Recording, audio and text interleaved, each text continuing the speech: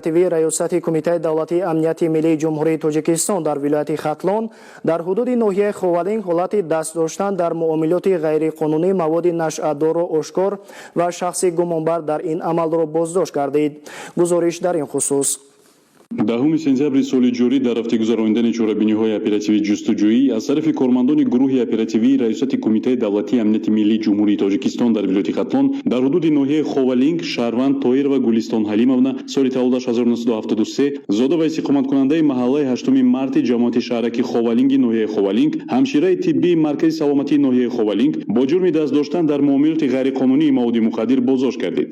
ҳангоми кофтукови манзили истиқоматии тоирова ҳалима 8 бастаи селофан печи воситаи нашадори нави афиюн ки вазни умумияшон 8 килограммро ташкил мекунад дарёфт ва мусодира карда шуд. дар рафти тафтишоти пешакӣ муайян карда шуд ки тоирова ҳалима маводи мухаддири нави афиюнро аз шавҳараш нуров суҳроб сайдаҳрурович соли таваллудаш 1970 зода ва истиқоматкунандаи ноҳияи ховалинг ҷамоати шаҳраки ховалинг маҳаллаи 8 март дастрас намуда дар шароити манзили истиқоматиаш онро бо роҳи ҷӯшонидан коркард менамояд. сипас маводи нашаварӣ коркардшударо тавассути бародари ҳамсараш нуров нуралӣ сайдаҳрурович соли таваллудаш 1979 зода ва истиқоматкунандаи ноҳияи ховалинг ҷамоати шаҳраки ховалинг маҳаллаи 8 март дар ҳудуди ноҳия мефурӯхтааст. шавҳарам соли 2021 тарзи тайёр кардани маводи мухаддира фаҳмонда буд.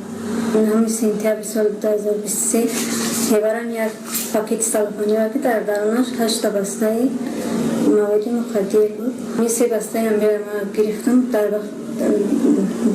як кастрол дар тайёр кардам бо якиро дар халта рехта кашол кардам.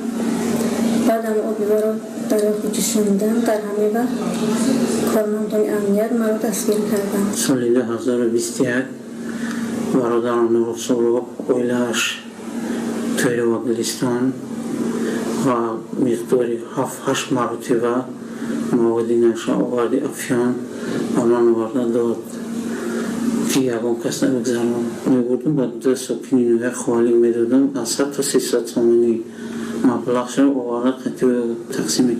ҳангоми гузарондани чорабиниҳои оперативии ҷустуҷӯӣ муайян карда шуд ки нуров суҳроб сайдаҳрурович 9 сентябри соли ҷорӣ дар шаҳри душанбе бо сироҷев сунатулло раҳмонбоевич соли таваллудаш 1969 зода ва истиқоматкунандаи деҳаи ёли ҷамоати деҳоти муҳиддин маҳмудови ноҳияи шамсиддин шоҳин вохӯрда аз номбурда 8 килограмм воситаи нашадори нави афюнро бо нархи 12 000 сомонӣ барои 1 килограмм дастрас намудааст ва сипас онро бо автомашинаи кироя ба ноҳияи ховалинг интиқол додааст. воситаи нашадорро дар ноҳияи ховалинг ҳамсараш тоирова гулистон ҳалимовна қабул кардааст.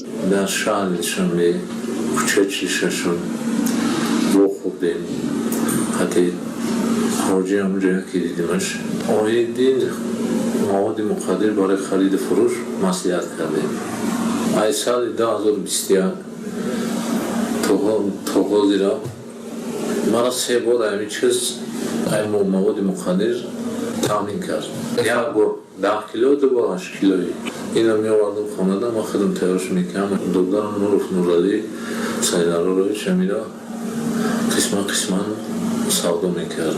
аъзои ин гурӯҳи ҷиноятии нашаҷаллоб сироҷев сунатулло бо гурӯҳи қочоқчиёни афғон алоқа дошта мунтазам дар минтақаҳои назди сарҳадии ноҳияи шамсиддини шоҳин маводи мухаддирро дастрас ва дар махфигоҳи махсус пинҳон мекардааст. шарики ҷиноятии сироҷев сунатулло дар ин фаъолияти ғайриқонунӣ бародарзодааш шарифов ҳамидулло қурбонович соли таваллудаш 1983 зода ва истиқоматкунандаи деҳаи ёли ҷамоати деҳоти муҳиддин маҳмудови ноҳияи шамсиддини шоҳин мебошад. 5 сентябри соли 2023 шарифов ҳамидулло 8 килограмм маводи мухаддири нави афюнро аз ноҳияи шамсиддин шоҳин ба шаҳри душанбе интиқол дода онро ба сироҷев сунатулло супоридааст. барои интиқоли мавод сироҷев сунатулло ба шарифов ҳамидулло маблағи 8000 сомонӣ ҳаққи хизмат додааст. ман аз шаҳрванди афғонистон маводро гирифта дар пингон монда вақти ба суҳроб ҳангоми фурӯш 12000 сомонӣ ба ҳар килограммиш мара медод. соли 2023 вақти 8 килои ки дастрас карда будам шариф ҳамидуллоро занг задам ки